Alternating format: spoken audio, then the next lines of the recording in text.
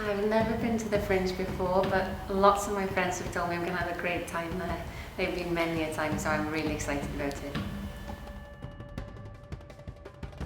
When somebody says Edinburgh Festival, to me, the thing that comes to mind is diversity.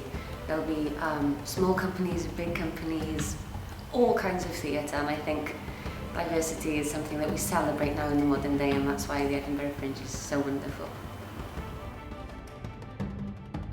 Mostly I'm looking forward to giving George Price a wider audience, because I think his story deserves a wider audience, and also of course a bit of enjoying and seeing other theatre pieces and a bit of social time as well.